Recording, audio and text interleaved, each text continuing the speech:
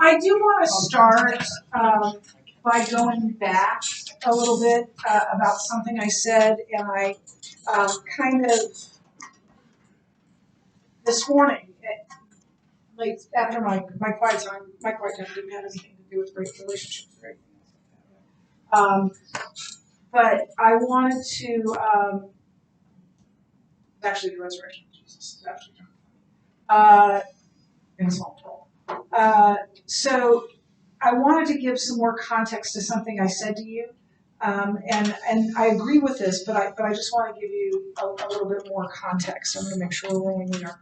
Okay, so remember I told you that that girls give sex to get love and boys give love to get sex. Yeah. I told you that. I wanted to give you a little bit more context on that and what I mean by that. So the first thing is that when I say that, what I mean is when I say girls give sex to get love, I mean that they give in to pressure from a boyfriend to have sex so that they can feel love.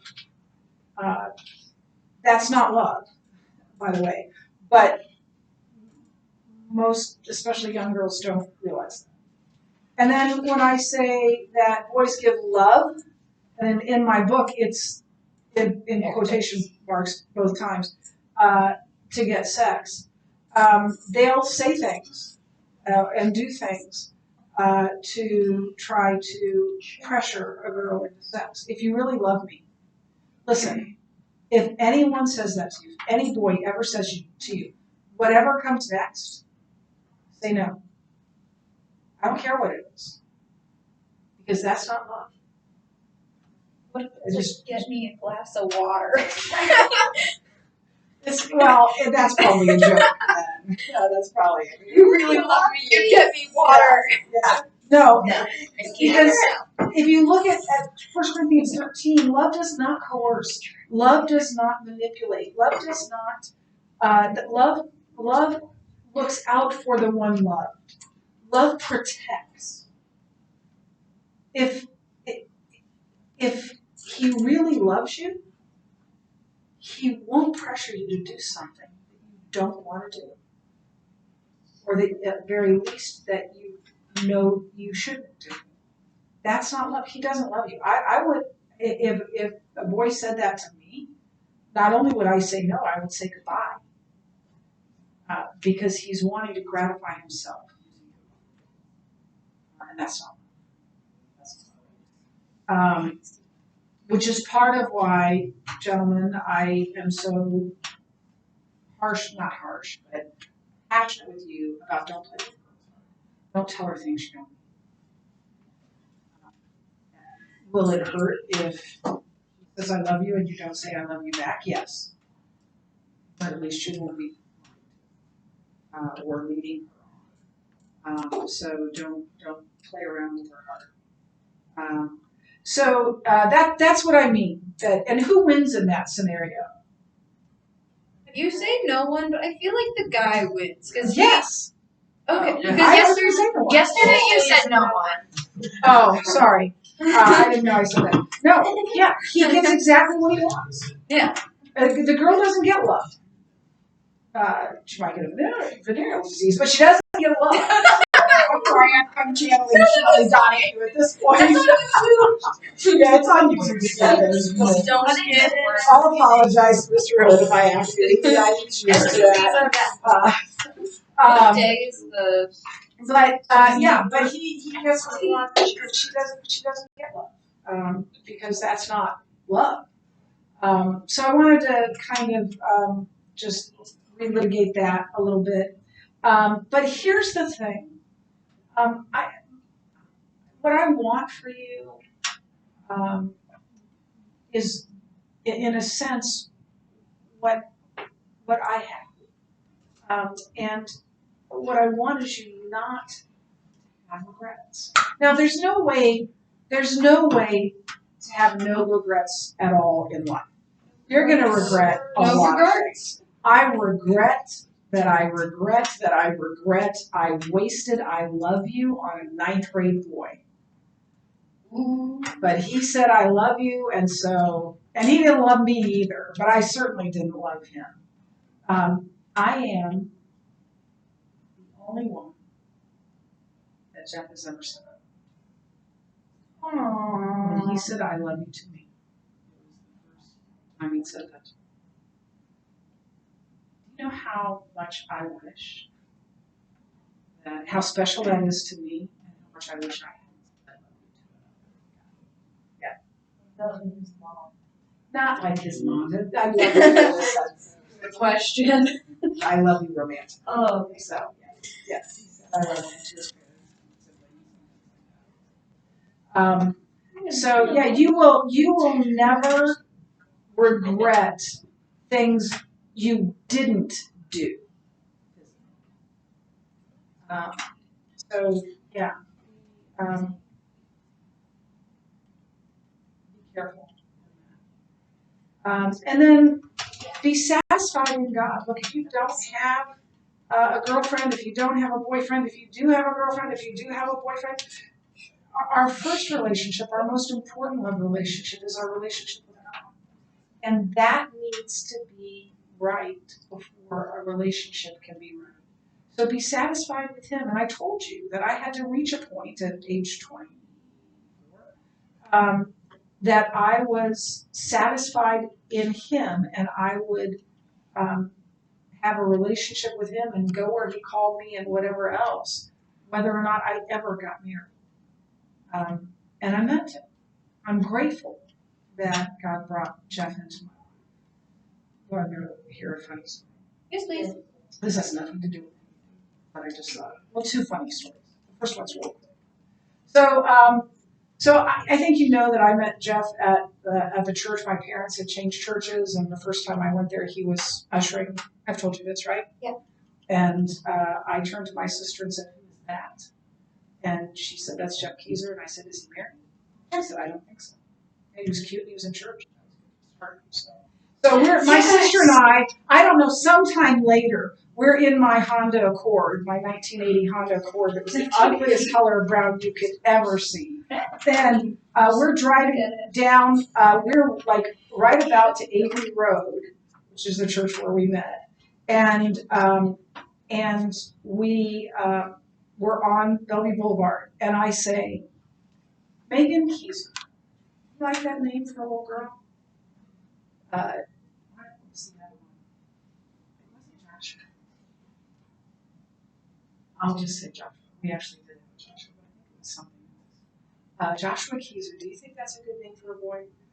And then I laughed and I said, maybe I ought to meet this guy before I start naming children. Oh. So he didn't even know who I was at that point. But then the other one was he played on the men's softball team for our church, and I played on the women's softball team for our church. And he had watched me play softball. I know because I was nervous because he was in the stands. And at that game, I took a relay. I was shortstop. Took a relay from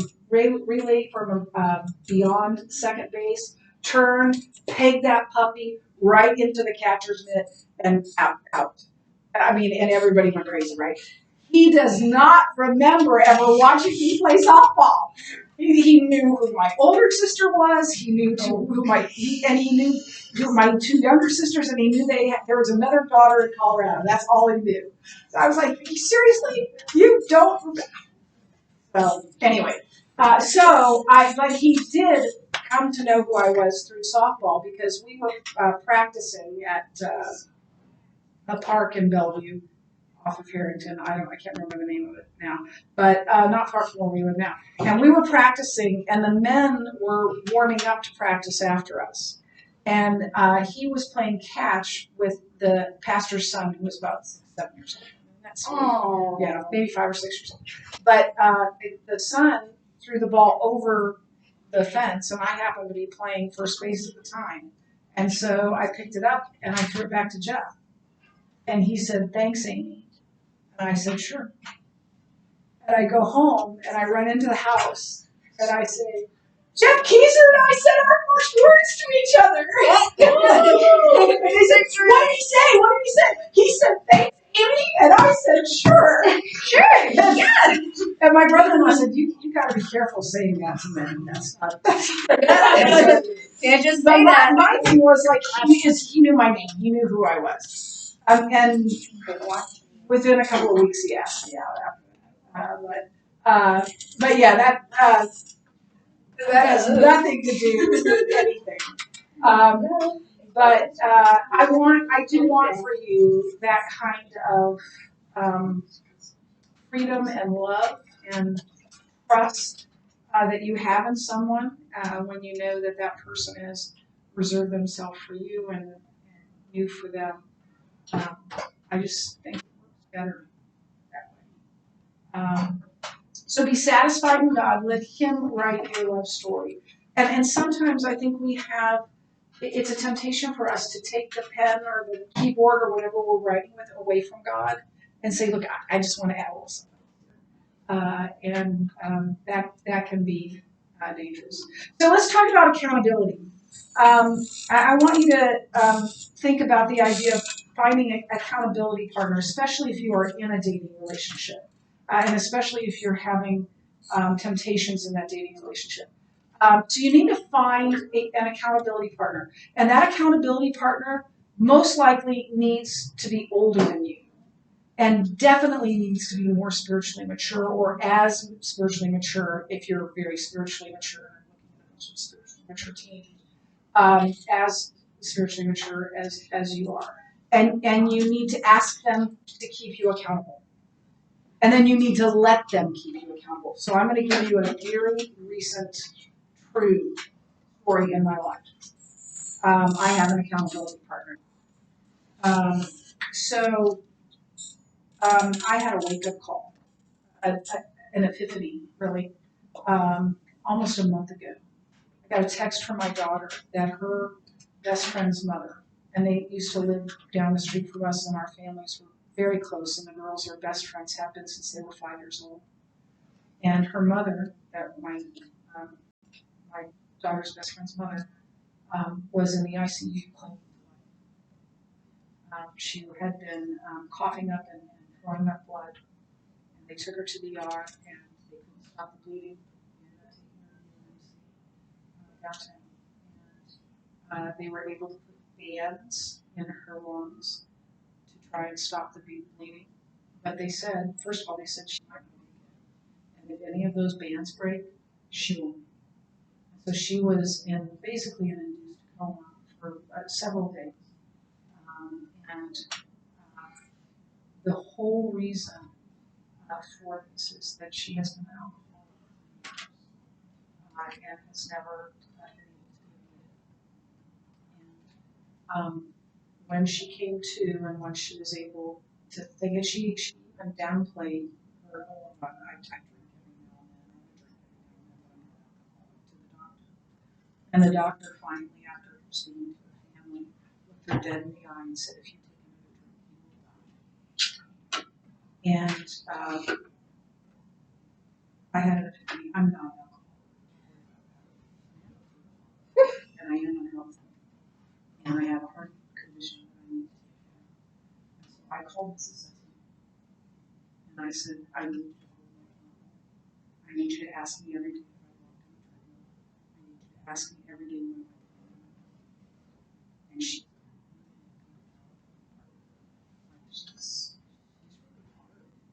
doesn't. And I said, I'm really good at making excuses. So I'm really good at making excuses. Don't really make excuses. So when I didn't walk on the treadmill, when I got home from our game the other night, like at 1 o'clock in the morning, or didn't go to bed at 1 o'clock in the morning, and I woke up at 5 o'clock and I didn't walk on the treadmill, and I told her, but I got home, and she's like, don't make excuses. I said, okay, I'll walk tonight. And I did. And this morning I walked in, and she looked at me, and she pointed at me, and I said, the answer to the question is yes. I walked on the treadmill this morning. And she does that because she loves me.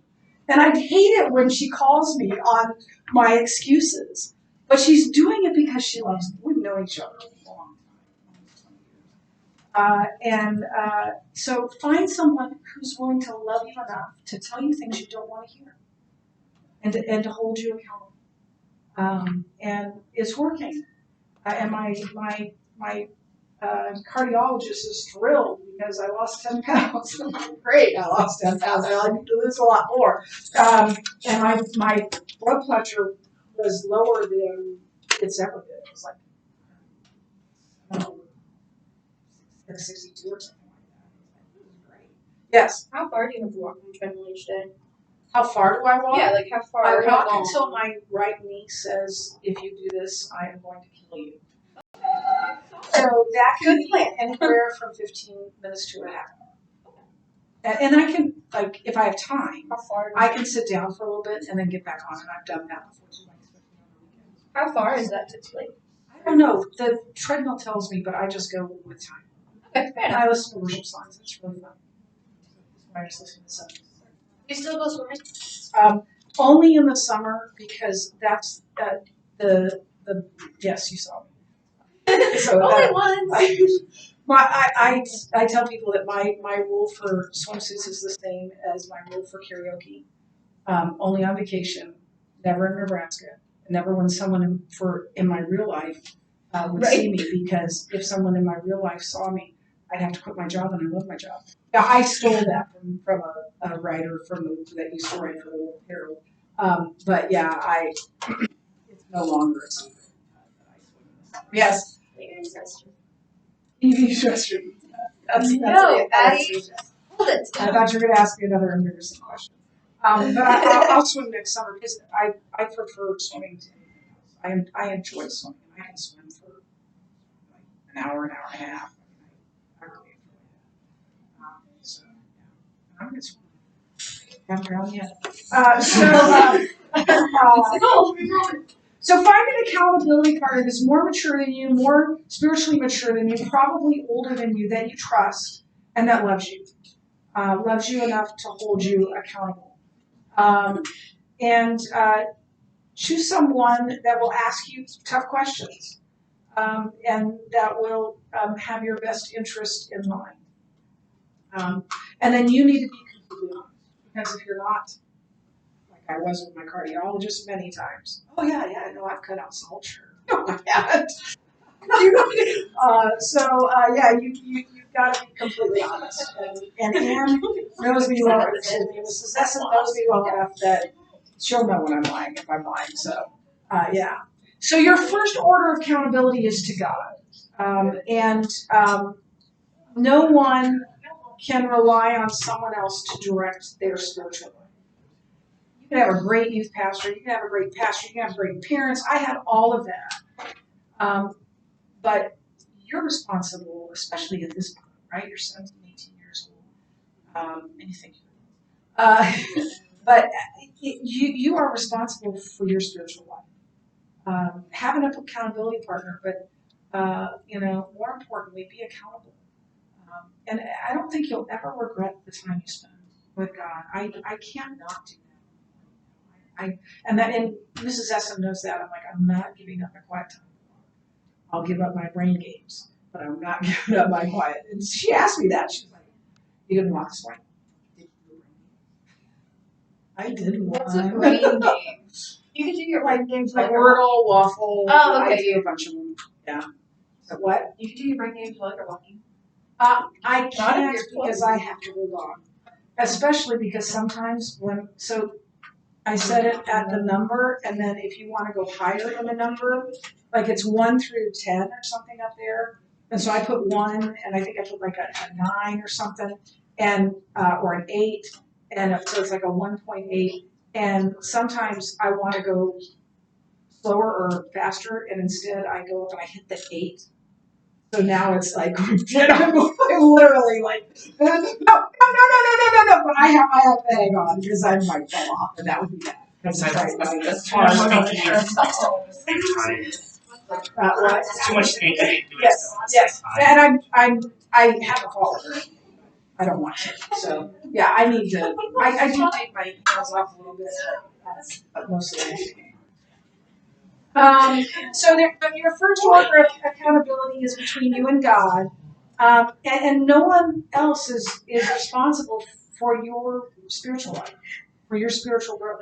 You're responsible for your spiritual growth. So an accountability partner or coach or whatever you want to call it can help you stay on track. If you feel like, yeah, I think I want to have a quiet time with God every day, have someone keep you accountable. Did you spend time with Jesus? I spent time with Jesus last night. But you've got to stay in contact with that partner and be honest. Somewhere else. Any questions about any of this? Okay. So just a little peek into the future. Tomorrow we do the Cup of Fun, and I won't promise I will about relationships. I will promise that I will answer any and every question. But I promise that I will answer every question I answer honestly. And then on Monday, you'll watch another Mark Gungor video that's specifically for teenagers, and it's about relationships. And then on Tuesday, we'll play the Keezer quiz, and on Wednesday, you'll have your quiz for this lesson. If you have any questions on that study guide, make sure you know there's one on the back, or I guess you have two. Make sure you ask me. Yes. What day is the lady coming to talk to us? Sometime in February, late February, I think, if I'm remembering correctly. I was gonna say, how funny would that be on Valentine's Day? Oh. The day of love. No.